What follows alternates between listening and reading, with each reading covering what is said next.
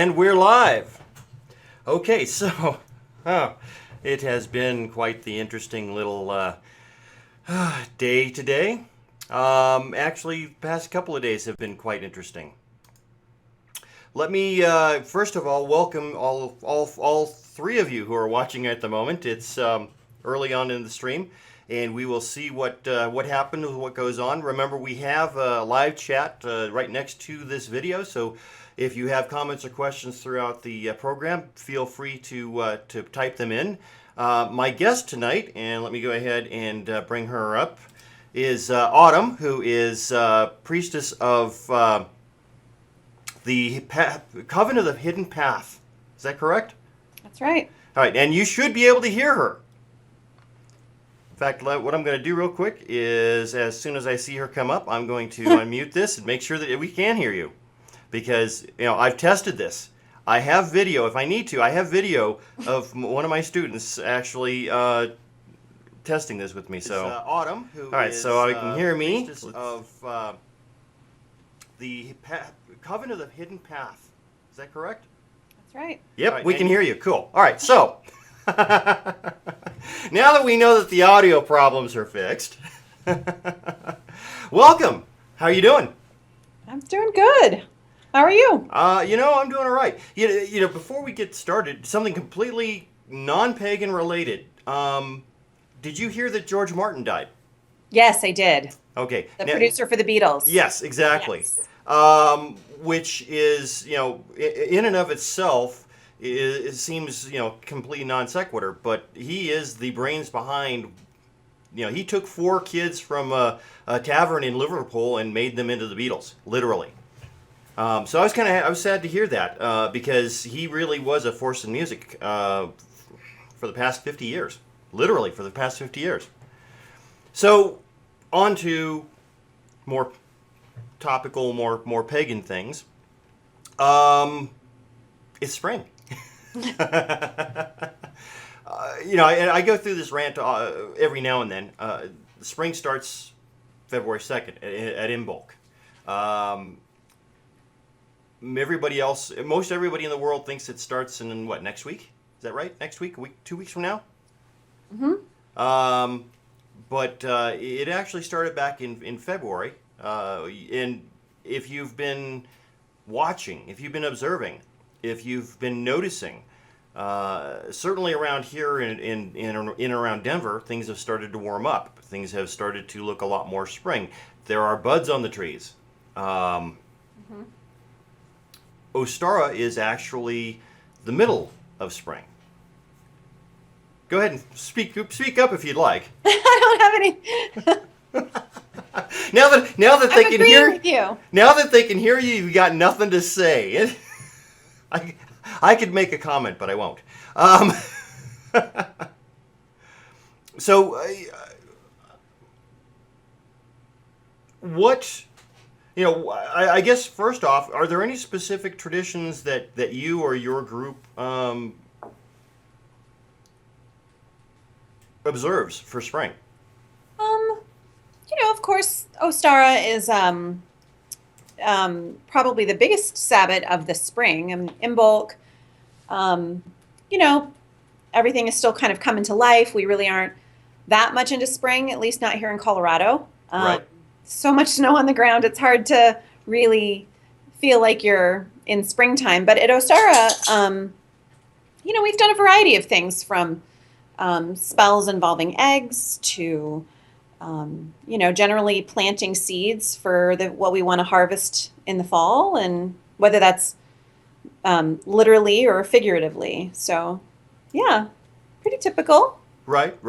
Well, and it's interesting. I like I said, I went. You and I were talking before we started the stream.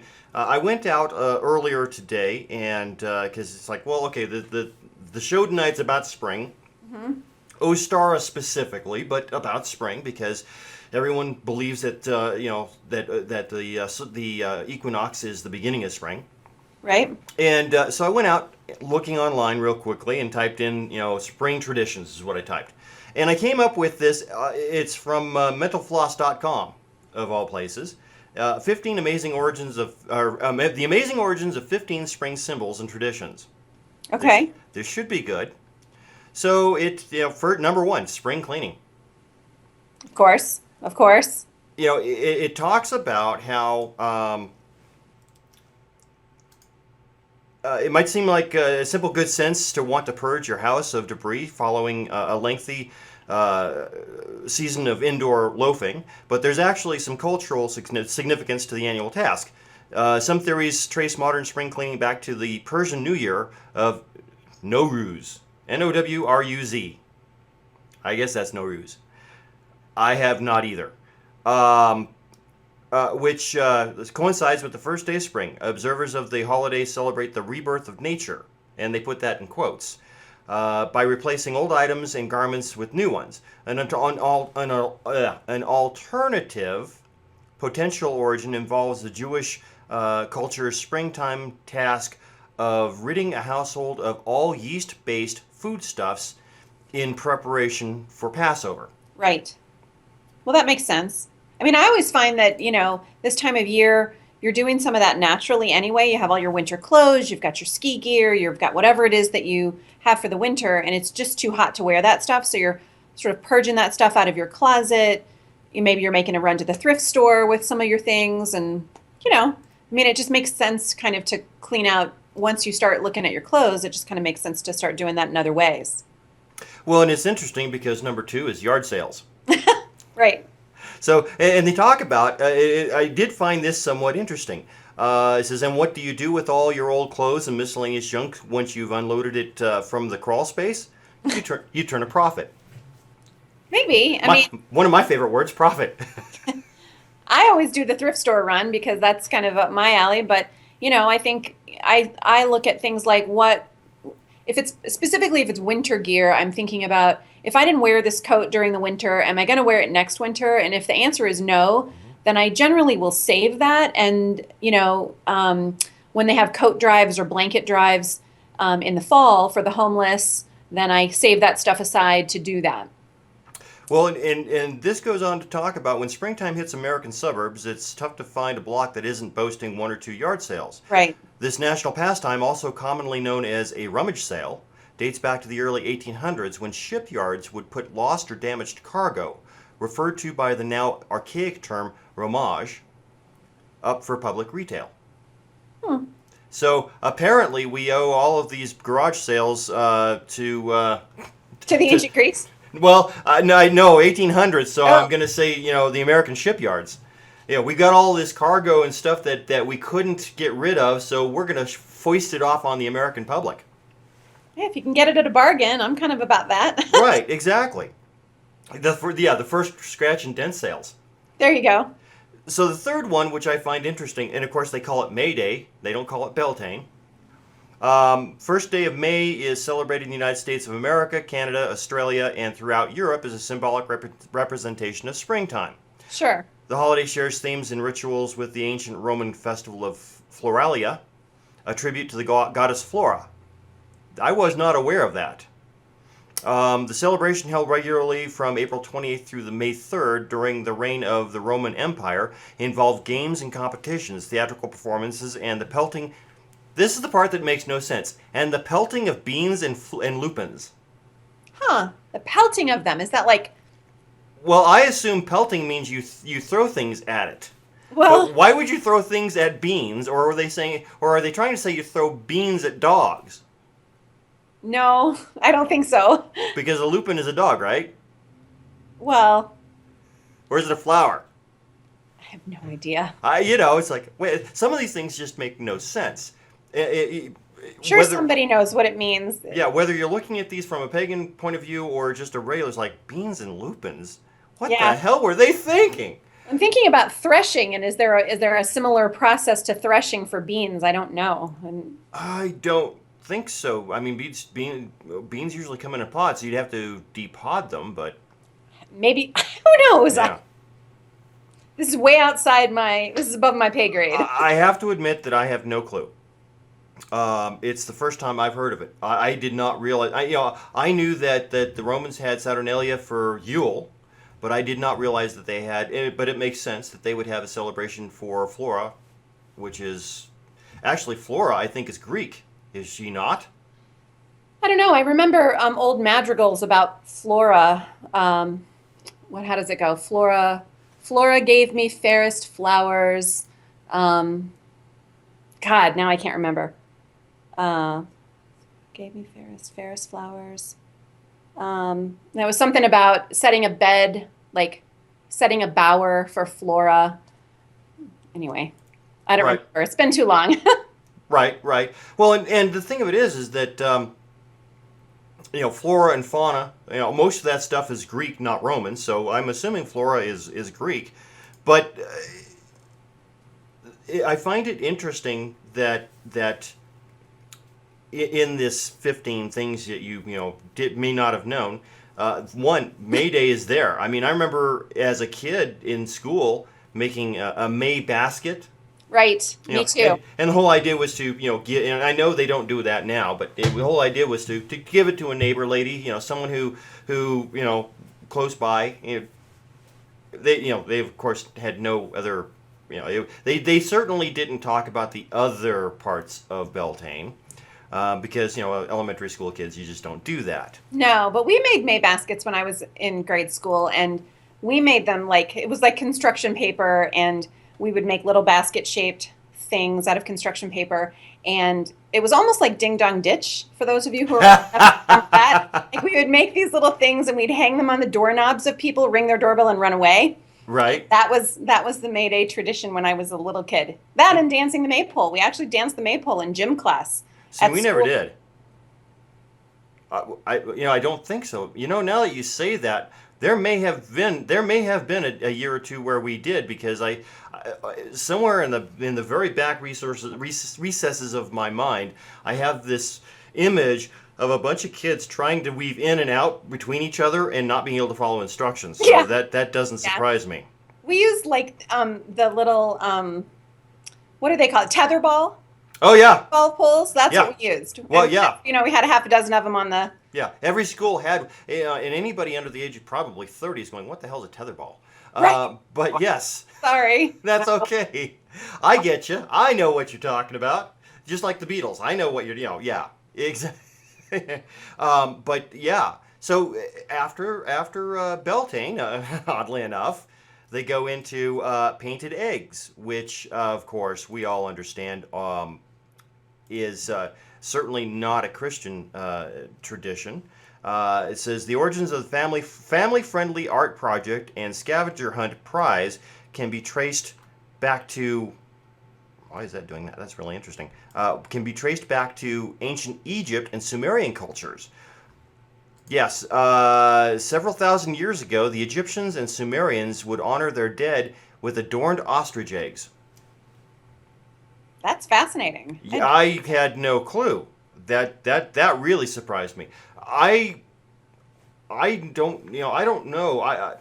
I always kind of assumed that painting eggs was more of a European thing. Sure. I had no idea that it went back that far.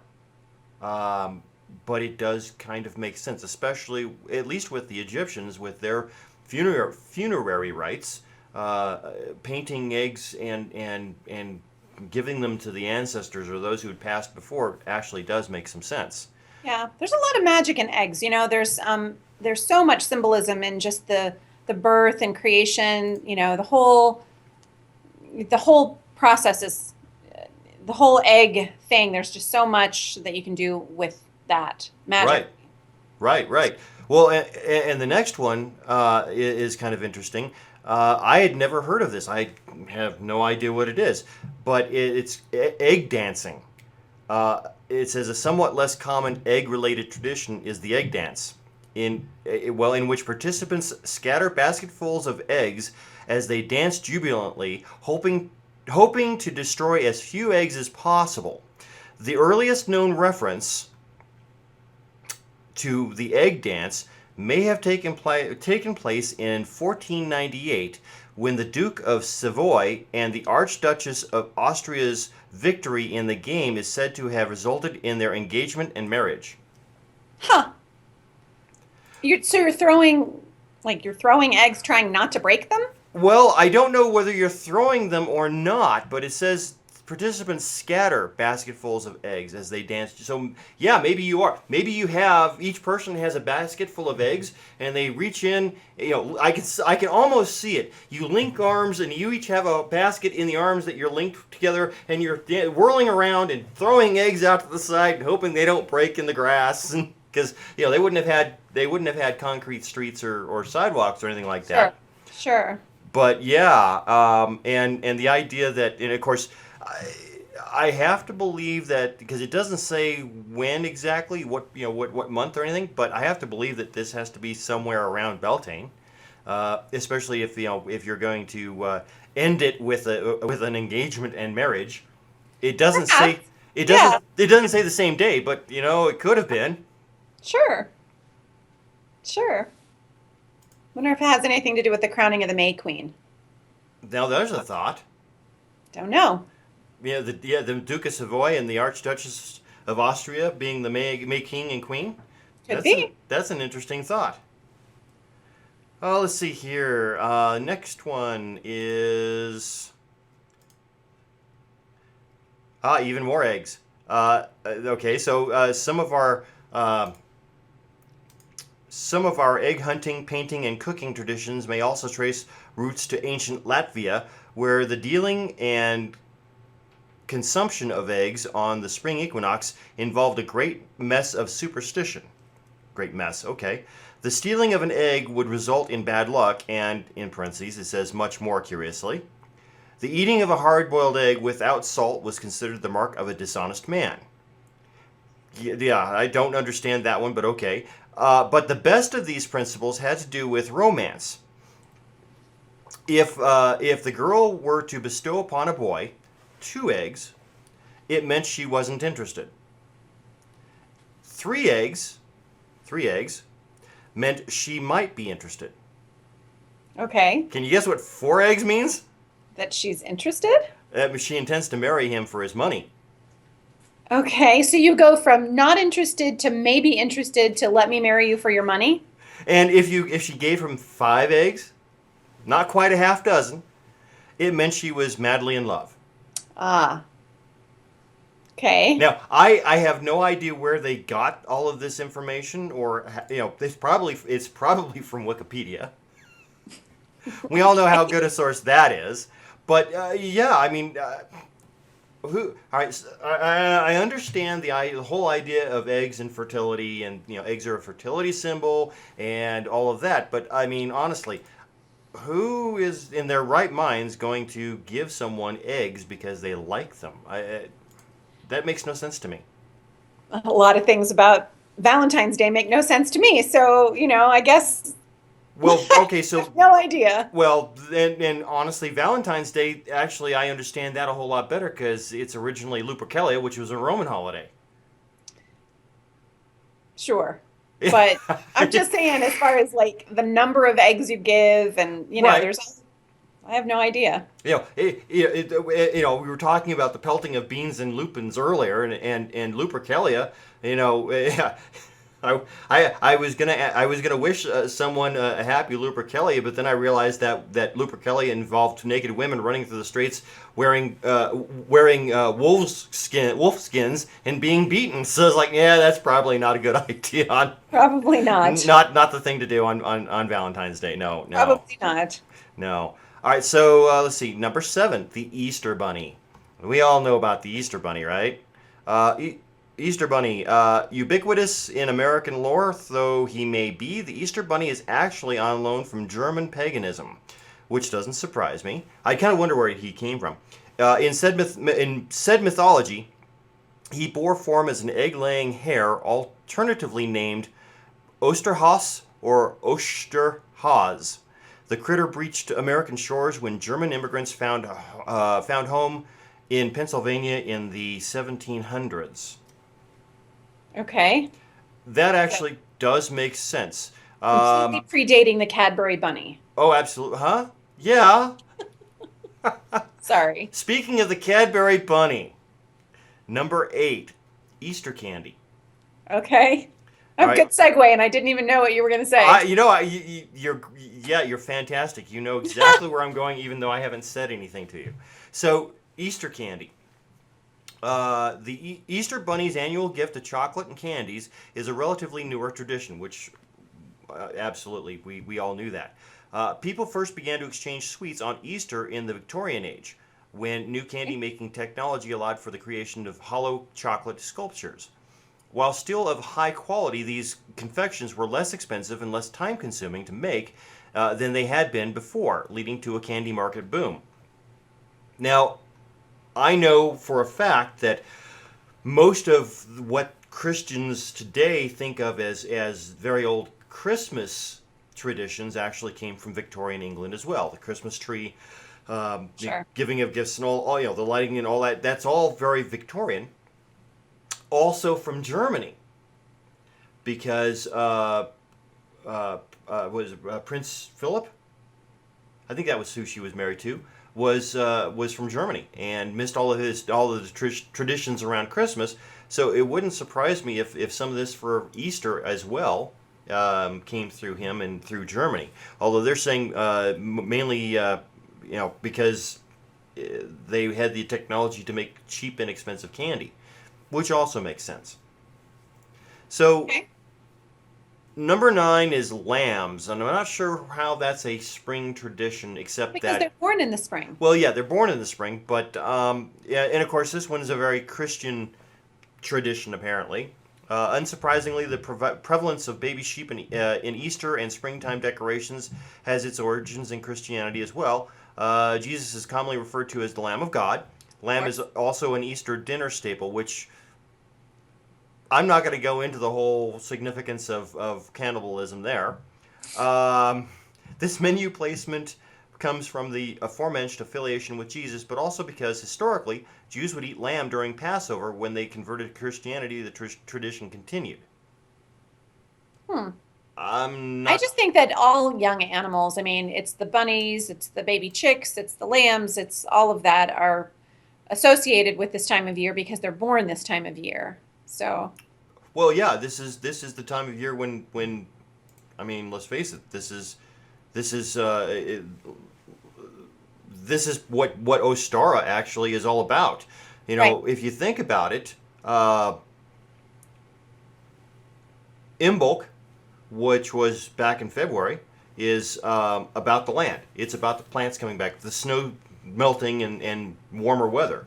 Ostara is about fertility of the animals, Sure. and then of course Beltane is the fertility of the people. So it all And all makes those sense. things are really about, at their heart, they're all about possibility, right? They're all Potential. about the seeds coming back and the possibility of, a plant growing and Hmm. the animals being born and the potential for your flock to be prosperous, and all of that is about potential Hmm. and And then of course the possibility. continuing of your family. Sure. Yeah, absolutely. I absolutely agree with that. Um, which is absolutely makes sense, that why it would be a part of spring traditions, because it's the renewal, whether the mainstream understands it or not, it's all about the renewal of the planet and everything on it. It's all about the idea that uh, we are recovering from winter. We are coming back to life. The planet, the animals, the plants, the people, everything is coming back to life after a long dormant winter. Even, and the people, even because they were stuck inside while it was 3 feet of snow outside, they couldn't go out and do anything. So they're all stuck inside. So it really is a rebirth if you think about it, because they're out there. They're coming out of their homes for the first time in what could be months. Certainly since, well, the last big celebration would have been Yule. So they're finally able to come out and rebirth in the new year. Sure, and that goes right back to the spring cleaning thing, because if you can imagine these households without indoor plumbing and being kind of stuck in your cabin for the whole winter, everyone's feeling a bit ripe, and you just kind of get out and you like air everything out and you freshen everything up and, you know, yeah. Yeah, exactly.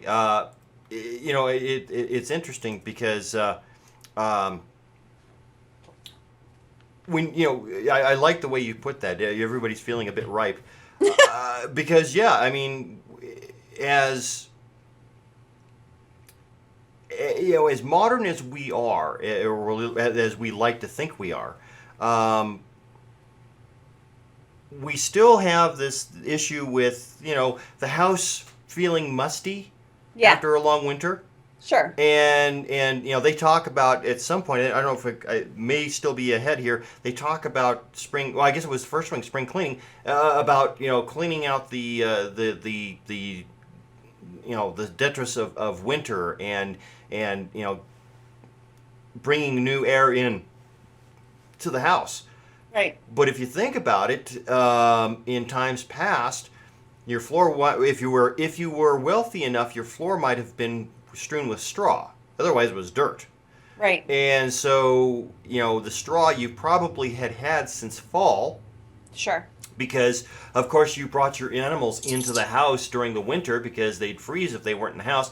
And not only that, but they helped keep you warm. So you've got all this straw plus everything that goes with straw and animals, and now it's time to get rid of it. It's time to actually clean house and get rid of all of the things that you haven't been able to during the winter because, well, it was too cold and there was too much snow. In fact, the where your front door is, that little thing on the floor, they call it a threshold. Right. Well, that's literally to hold the thresh, and the thresh being the straw on the floor. Right. Exactly. It was a way to keep the straw in the house so it didn't accidentally get strewn out the door when you walked out. Now, here's one that I have never heard of, and it is called Wet Monday. Known alternatively as Lanny Panadizilic.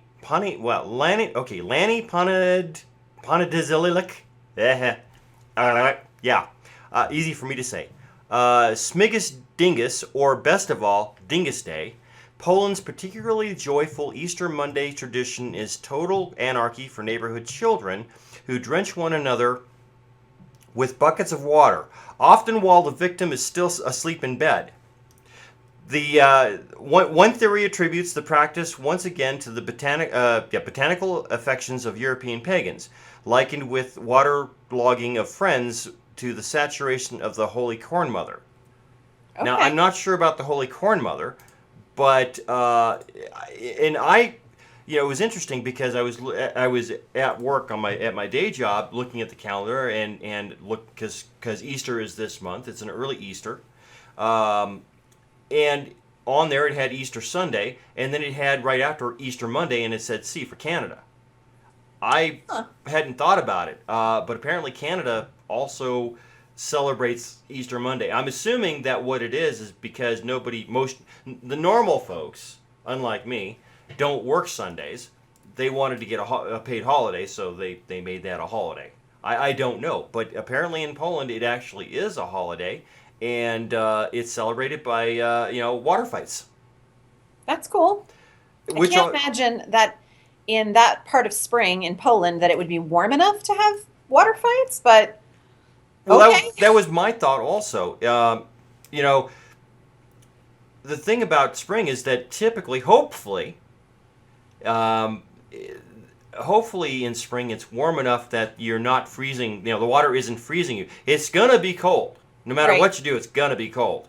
Sure. And it's not something you really want to have, while you're trying to get a good night's sleep. But I could see kids going out in the middle of the day, especially if it's a warm day, with water hoses, squirt guns, buckets, whatever. And just having a great big water fight, and the adults getting in on it too because we enjoy a good dousing as well. I think it's because we're in Colorado And it's Yes. hard to get your mind around the fact that at Easter time it would ever be warm enough to do that. But I think in certain parts of the country and in certain areas of the world, they have a totally different experience. Well, but here's So, the thing: Poland is farther north than we are. right, exactly. That was exactly why I was questioning why they would have water fights, but maybe that's the point. I mean, people out here do the polar plunge on New Year's Day, and I think they're idiots, but The polar bear whatever. plunge. Yeah, well, actually, I know someone who has done the polar bear plunge. Actually, uh, several years she did it before she had kids. Anyway, I think she actually took her kids out one year. I don't think she got into the water, but she took the kids to watch. But yeah. Yeah, not my idea of a good time. Getting doused when it's nice and hot, like, oh, I don't know. Litha. This sounds like a really good There you tradition go. for Litha. Exactly. You know, Sounds like a midsummer thing, not a mid-spring thing. absolutely. In fact, you know what? I think if I have a Litha ritual here, I think we'll have to include some sort of water. Well, I don't want to say water sports, but water. Fights. Yeah, well, yeah, water festivities. Absolutely. I think that's a plan. Absolutely. All right, so let's see here.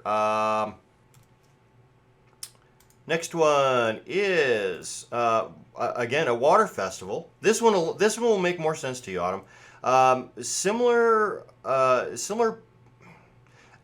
bout of aquatic levity takes place annually in several countries in Southeast Asia.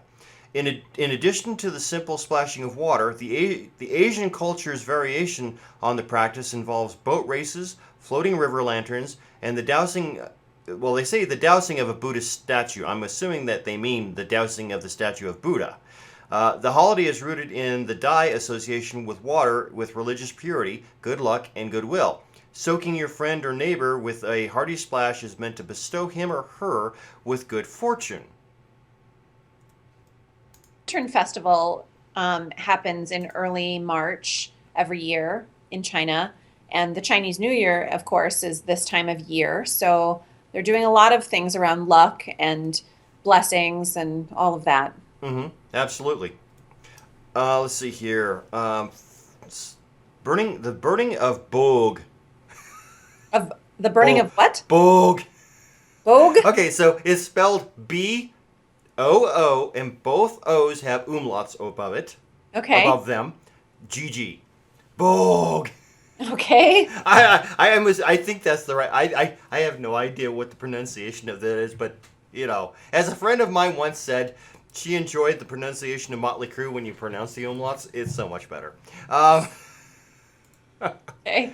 Let's see here, and so the burning of the Bog. For a little more than a century, the long-standing Swiss holiday of, and I'm not even going to try and pronounce this thing. Well, all right, I'll try it just for fun. Sechseljoten. Yeah, not even going to go there. Has involved the ceremonial burning of the Bog. I'm having too much fun saying that. A life-sized cotton snowman packed with fireworks. As a testament to the transition from cold to warmth. The length of time the Bog burns. The length of time that the Bog burns is meant to predict the weather of the coming summer. With a So quick, it's their version of Groundhog Day. well, yeah, with a quick burn indicating a warm and sunny season to come. This element of the tradition makes it somewhat similar to Groundhog Day, which is number 13. Okay. All right, so of course we're gonna. This I find humorous. All right, so it says, not more than, but as humorous because it's of course written from a Christian point of view. Though the American Groundhog Day occurs a good month and a half before spring even begins, wrong answer. It begins first day of spring. The ultimate fate of the spring season depends on the forecast told by the subterranean mammal in question, or so mythology holds. Much like the Easter Bunny, Groundhog Day owes its birth to German culture's immigration to Pennsylvania. Also taking place on February 2nd, the Christo-pagan holiday Candlemas, prevalent in a number of European cultures. forebears the themes of Groundhog Day. The German poem explains it rather succinctly. For as the sun shines on Candlemas Day, so far will the snow swirl until May. As far as the snow blows on Candlemas Day, so far will the sun shine before May. As Morgantown, Pennsylvania storekeeper, I love when they bring storekeepers into this. Yeah, because they're authorities on such matters. Right. As Morgantown, Pennsylvania storekeeper James Morris wrote in his diary, slightly erroneous, on February 4th, 1841, last Tuesday, the 2nd, was Candlemas Day, the day on which, according to the Germans, the groundhog peeps out of his winter quarters, and if he sees his shadow, he pops back for another 6 weeks nap, but if the day is cloudy, he remains out, as the weather is to be moderate. Okay. Now,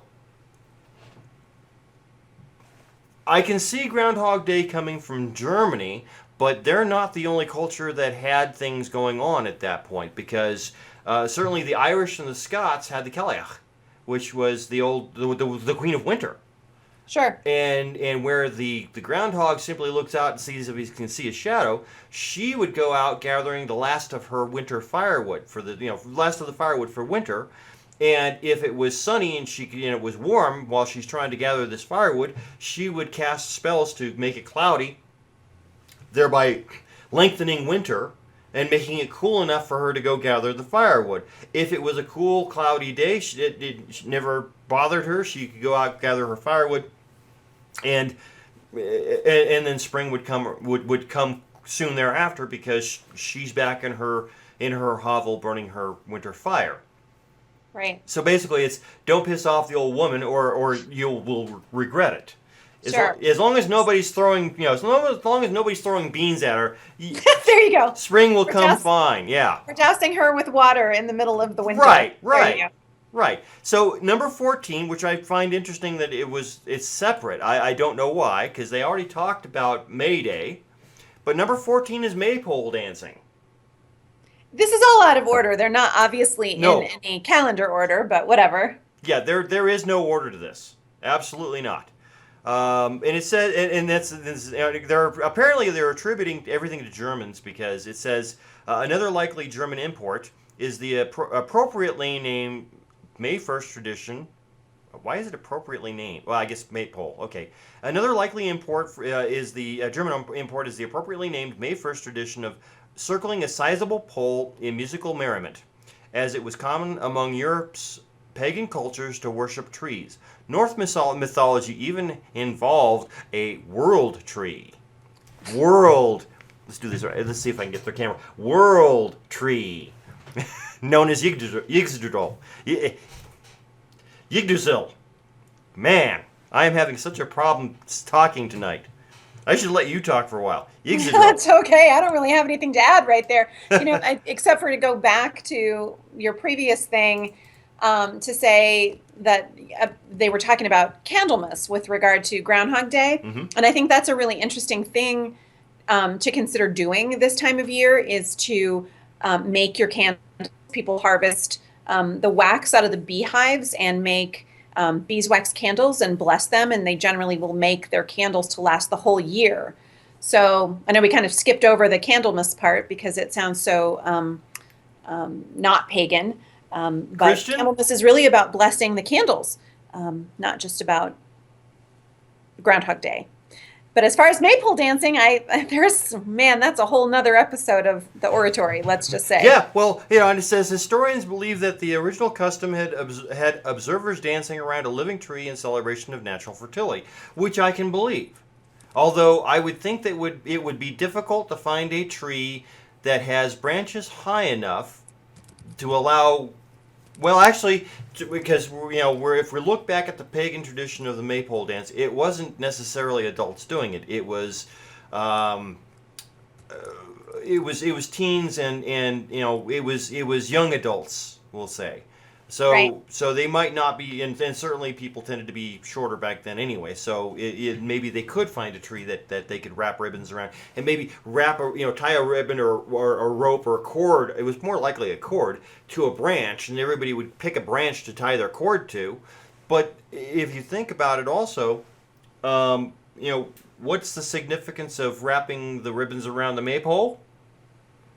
Fertility. And you're wrapping all of that fertility into the tree itself, which is also bringing fertility back to you. And then traditionally, you would take the maypole at Yule and you would burn it as the Yule log. Yeah, so I've heard a lot of different ways of thinking about the maypole. Some things that I've heard is that in the middle of the village, they would create the Yule tree that they would decorate and put lights on, and adorn the branches with whatever garlands or whatever they would do, and then they would cut off the branches, all of them, to make the balefires, right? Right. And then they would use the branchless tree as the maypole. So it's the same tree that's planted in the middle of wherever.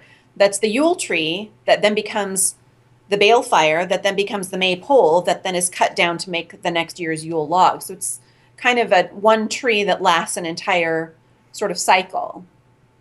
Well, and apparently we have lost the stream. There we go. Now you are. Now I see you. All right. So apparently we lost the stream for a bit because all of a sudden I'm looking at it going, eh. But I think we're okay now because it's just having some stuttering moments. You're stuttering through through that whole conversation. So hopefully the people got it. Okay. Worst case scenario, I'm recording this locally, so they'll be able to watch it later and actually hear what you said without any interruptions. All right, so number 15, strangely enough, is holly. That's Holi, Okay. and that is Indian, East Indian, Hindu. The wildly popular festival of colors began as a Hindu holiday, but has extended its reach into secular canon in India and Nepal. Celebrated every March by way of traditions similar to those in many other cultures, bonfires and water fights are prevalent. Holi enjoys its own rich back history. After the noble and just figure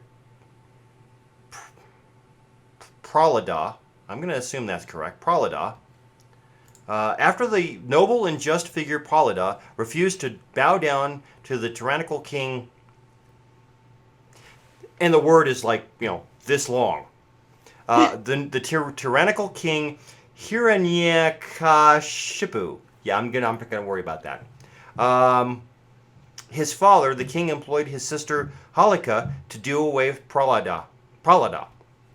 The malicious Holika's efforts to trick Prahlada into stepping into a burning pyre backfired, however, and it was she who was burned alive by the grace of Vishnu. As such, the bonfire, a Holi tradition, is a reminder that the ever-active scales of cosmic and spiritual justice. Okay. So apparently, yeah, you've seen the commercials on TV where it's in India somewhere, and they're shooting all of these colored chalk powder around everybody. Yeah. That apparently is Holi. Okay. Okay. What's really fascinating is they do a lot of 5K runs that are called the color run or the whatever, and they all seem to be happening at about this time of year where people are running a 5K for some charity purpose, and they're getting that colored chalk thrown on them here. At least that's something I've seen a lot locally. Right. Absolutely. Let's see. I'm just taking a look at the chat real quick. So Cassandra says she has old pics of siblings in Europe participating in the maypole dances in the 50s. Yeah, I've always wanted to go to say England and participate in some of these old traditions. Yeah, they that still would be so cool. Yeah, they still do them. That's the really Yeah. cool part is that all of this stuff that we Americans, we modern Americans especially, Right. the stuff that we eschew, the stuff that we think is quaint or superstitious, and they're still doing all of this back in Europe because that's just the way it's done. And the idea that I could go to Europe, England, Scotland, somewhere in there, and and probably not to partake in the maypole dance, but certainly partake in some of the festivities, because apparently there's a whole lot of stuff that goes on for Beltane, whether they call it that or not. There's a whole lot of stuff that goes on at that point in time of the year, and it all comes back to we're trying to celebrate the rebirth of the planet, the rebirth of the birth of the animals, new life. People are getting engaged at this point in the year. Awesome. Yeah. It's I want to say, isn't it May that's like the popular month to get engaged, and then of course June is the month to get married. Yeah, I guess. I don't really. I think it maybe just be where we're living that May and June so much seem like summer to me and not like spring. And I know spring is the topic of our conversation. We have, about 15 minutes left of the broadcast. I wanted to share one spell that is pretty commonly done this time of year, and it goes back to the Ostara piece that we were talking about earlier. Mm-hmm. Are you okay with me sharing that? Absolutely. Okay, so the tradition is to take eggs and you blow the eggs. Do you know what I'm talking about? Where you poke a hole on either end of the egg, and then you blow the egg so that the actual egg yolk and whites and all of that come out, right? So you're left with the very hollow egg. Right, just the shell. Just the shell, but it's solid. And then if you take the very top of it off and you open it up maybe about the size of a dime or a quarter or so, you end up with this almost like a little pot that's in an eggshell. And so in ritual, you would set your intent on what you want to manifest for the coming year, and you would bless seeds, whatever those seeds are. Some people use flowers, some people would use herbs, whatever it is that you want to bless. And I think you could choose seeds based on the intent of your magical working. And you put a little potting soil inside the eggshell and your egg, and you can actually sprout a plant in the eggshell. And so that's a pretty traditional magical working to do this time of year, is to do a magical working around your seeds and bless them and get them growing for what you want to manifest for the coming year. It's interesting. I had not heard of that, but that makes a whole lot of sense. And the other thing is that I find interesting is that as you were describing that, and what people who are watching the stream, they're watching it at a slight delay of about 30-40 seconds. But as you were saying that live to me, Cassandra's in the chat going, it's also the time of year to sow seeds for summer and fall harvest. And it's like, yeah, okay, yeah.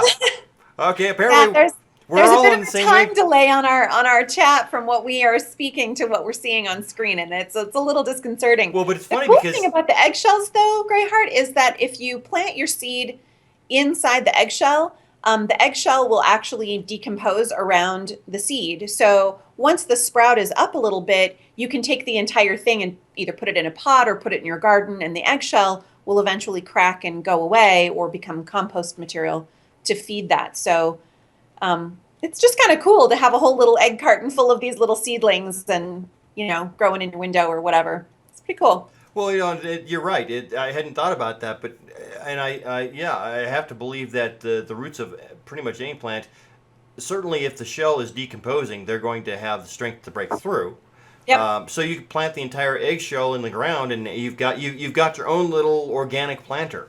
Yeah, and you can. I mean, if you're afraid that your little sprout won't break through the eggshell, or you're using a particularly firm eggshell, or as Cassandra was saying, to use orange or grapefruit skins, you can break those open so that the roots can come out the bottom. So typically, I'll start the seedlings in the eggshell, and then when I go to plant them, I'll break the bottom of the eggshell so that the little plant doesn't have to work quite so hard to get its roots into the earth.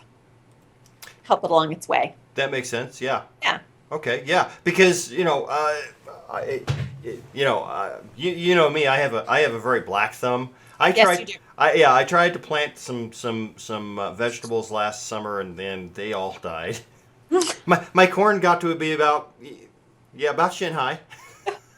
It's not bad. Well, yeah, but Let's try. I left them outside because it's warming up and the sun is shining, and apparently I don't know. I came home from work one day and they're all dead. It's like what happened? So yeah, I don't try and do anything with plants because I know I'm going to fail, and I'm going to fail spectacularly. So Well, I like the seedling idea, especially if you're growing things like herbs or things that you can have as microgreens, because they don't have to grow for long periods of time. They don't have to grow until the fall to be harvested. They can grow, maybe for a few weeks, and then you have microgreens for your salad or whatever if you eat salad. I eat But salad, yes. they only have to go long enough for you to harvest whatever it is that you want to manifest, and that might be just 5 or 6 weeks of growing. That could be an entire season. It just really depends. Right. And we kind of touched on. We haven't really talked about it, but this is literally that time. And any farmer will tell you this is that time where they're going out and they're either plowing their fields in preparation for planting, or they're getting things ready so that they can plant whatever the crop is going to be, as are the gardeners. Now here in Colorado we have this traditional rule that you don't plant before Mother's Day because we're going to get snow, and at some point in the next month or so I fully expect to get feet of snow with El Nino. Right. But everybody, if you go to the store right now, you're going to find everything you can think of for gardening. We're ready for the gardening. We're ready for planting. Get ready for planting season. It's just around the corner. Spring's almost here. But Greyheart, you got to think about the fact that, and as Cassandra even said this in the chat, it is time to start your seedlings, and you start them all indoors. You just don't plant anything outside until Mother's Day. That's true. And if those of you are watching are not in Colorado, your planting season is totally different. You have to look at your almanac for your area, or talk to your local garden center about when it's time to start seedlings and when you can plant things outside. Growing seasons vary tremendously in different parts of the country. So in Colorado, it's Mother's Day. That's the general rule of thumb. Or as Cassandra said, maybe even a week after if life is like last year. Yeah. Last year it rained every day of May, which was great for anything that was growing. I literally last June, I mowed on my birthday, which is Beltane. I could not mow until after the 1st of June, and at that point, I literally had grass a foot tall. It was fantastic for everything that was growing. I wish I had gone out and bought grass seed, because it would have I would have had the most lush yard that you've ever seen. Unfortunately, I was I was just stupid and didn't. This year, maybe I'll do that. But if you're not getting ready to plant, if you're a gardener, you're absolutely getting ready to plant. You have been looking forward to this for the past 3 or 4 months. You may have been looking forward to this since Lunisod. Because at that point you're harvesting, so okay, so next year we're going to do this. But this is something that you if you're a gardener, you've been looking forward to. Apparently, gardening is akin to some sort of drug, because it's addicting. If you Well, I just think it goes right back to what you said at the very beginning of the broadcast, which is that we've been indoors for a long period of time. And we're spring cleaning, we're getting out of the house, it's time for fresh air. And for a lot of people, they've just been craving the sunshine and getting outside and getting their fingers in the earth and starting that gardening. It's just therapeutic after a long winter of Netflix and popcorn, right? Netflix and popcorn. Okay, I suppose.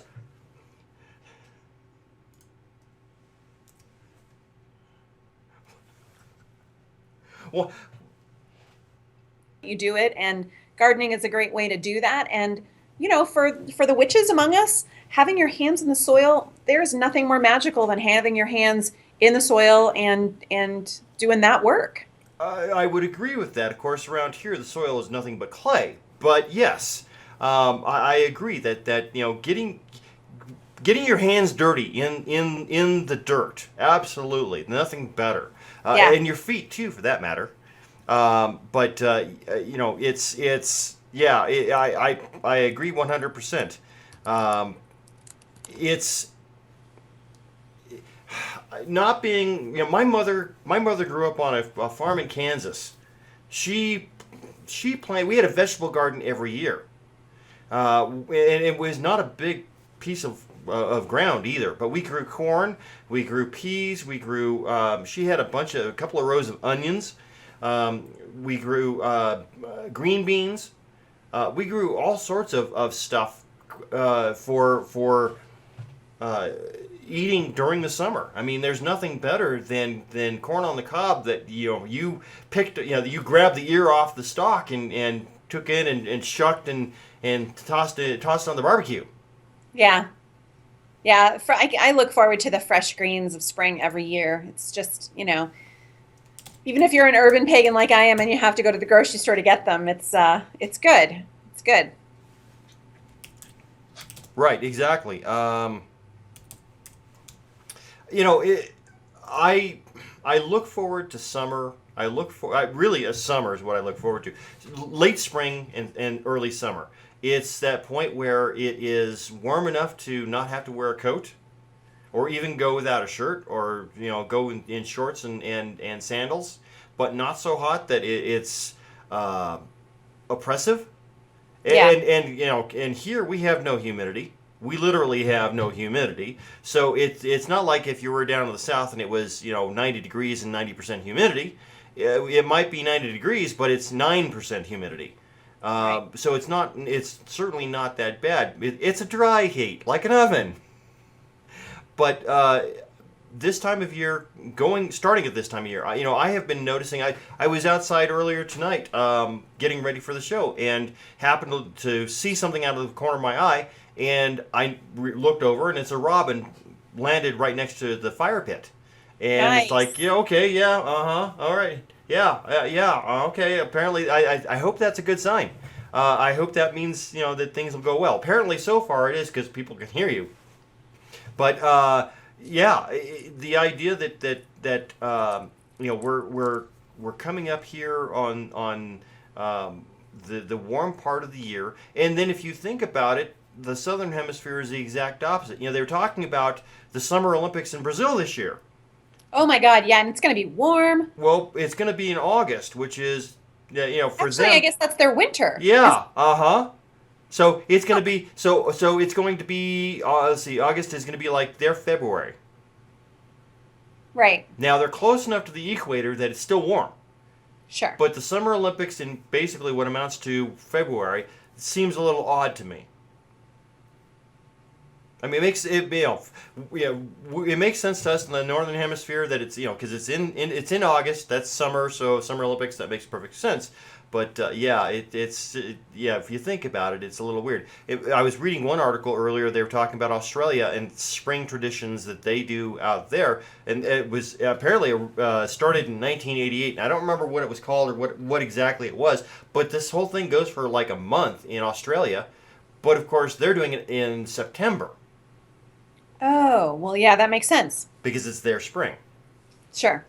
And that is also something that is we a lot of us don't tend to think about is that what you're celebrating and the season you're celebrating is going to depend on where you're at geographically. I mean, Right. why? Okay, I understand that everybody's going to celebrate Christmas on December 25th, no matter where you're at, and I understand that in Australia Santa Claus comes by airplane, Sure. but really, you would be celebrating Litha, not Yule, and And I think to some of them do, but I think, the traditions are the same traditions if you're just selling the bread and blah, blah, blah, if you're celebrating them at different times of the year, you right, know, and that's okay. right. I mean, I think you have to follow the cycles and the seasons to the best of your ability. Yeah, I agree with that. I think that one of the things, and I've been aware of it for years now because I run a website.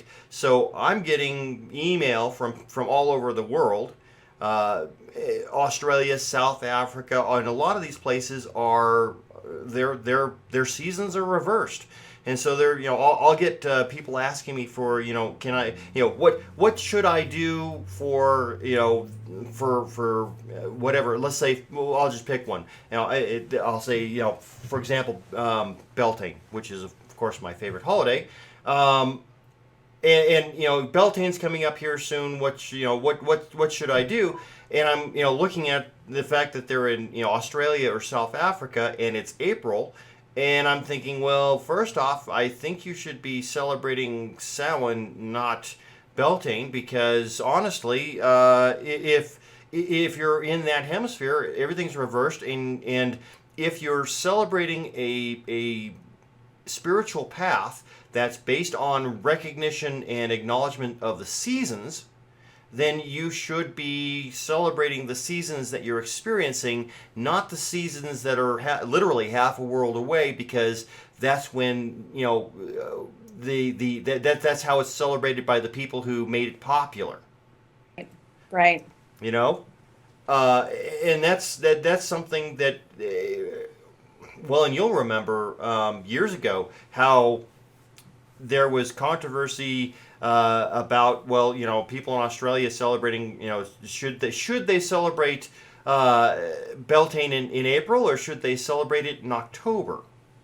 Because, well, all of the well-known witches in the northern hemisphere are of course going to celebrate it in April, but because the seasons are reversed, wouldn't it be more appropriate to celebrate it in October? And there was this huge, and I want to say this was back in the 90s.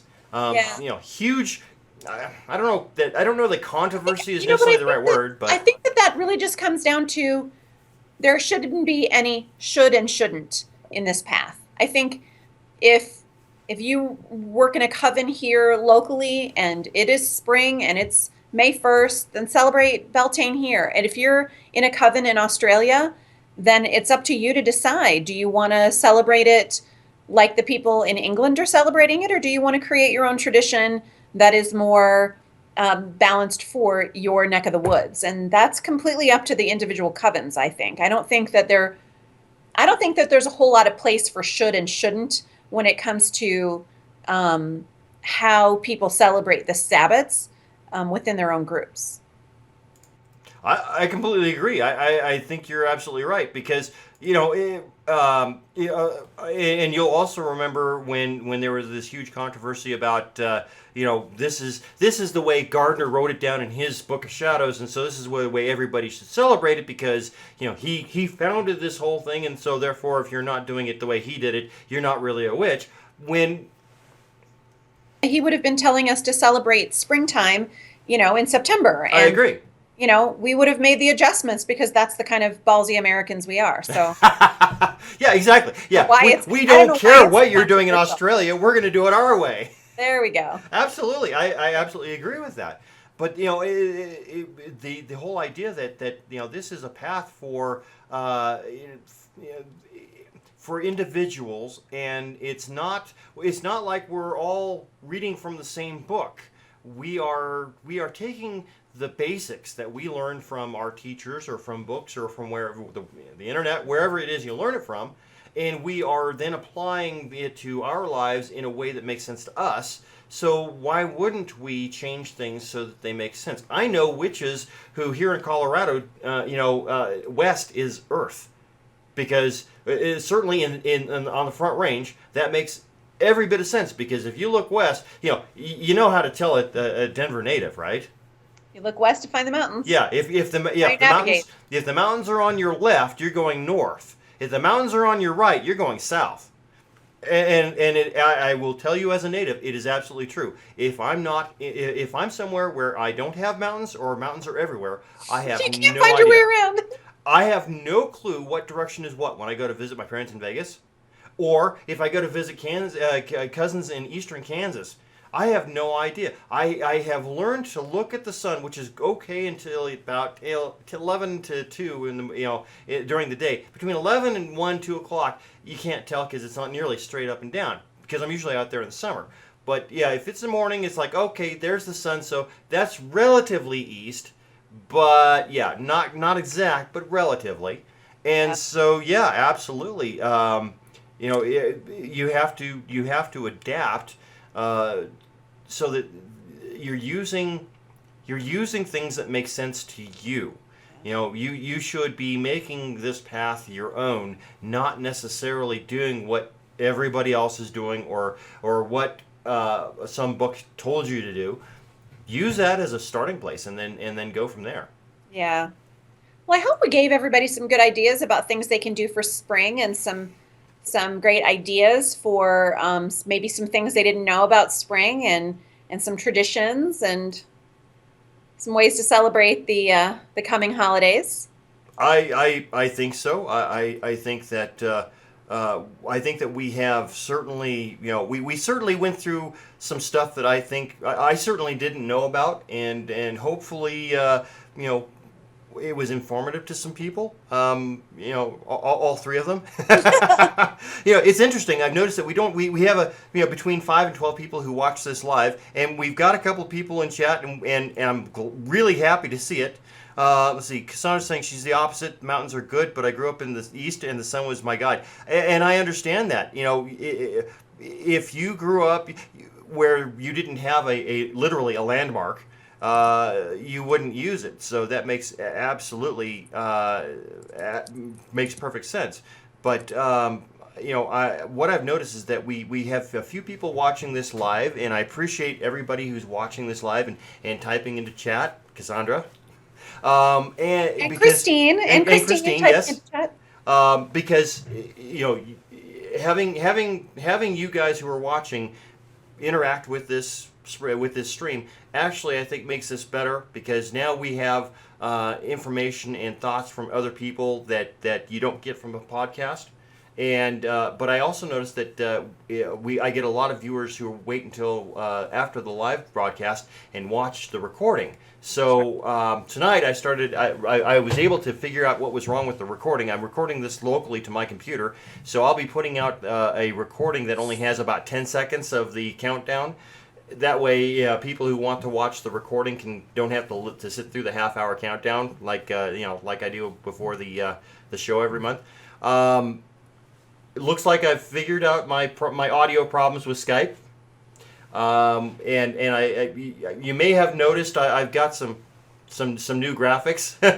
I went through and did some stuff this last week to make things look a little bit more professional, hopefully, and it's been a lot of fun. Autumn, thank you so much for agreeing to do this last minute, because I literally was so busy this month that I didn't have time to test anything out. I ended up testing the audio to make sure that you could be heard. I want to say last Monday, a week ago Monday, because I didn't have any time to do it before then. So I didn't want to ask someone to be a guest and find out that they weren't going to be heard again. So now that we've got this fixed, I can feel more confident in asking for guests for next month's show early. I've got a couple of people in mind. We'll see if they're available, and I've got thoughts and ideas for guests up through about June. So continue watching. I hope it will only get better from here. I guess we'll find out as time goes on. But I'd like to thank you, Autumn, and I'd like to thank everybody who's watching, and everybody have a wonderful night, a wonderful week, and a good month. Good night.